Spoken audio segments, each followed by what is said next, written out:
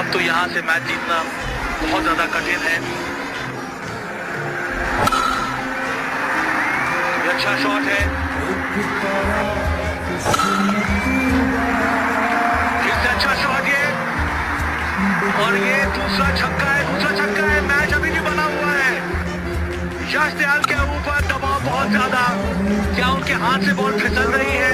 वो लाजवाब बल्लेबाजी यहाँ पर रिंकू सिंह की। देखना होगा ये, हाँ ये छक्का है।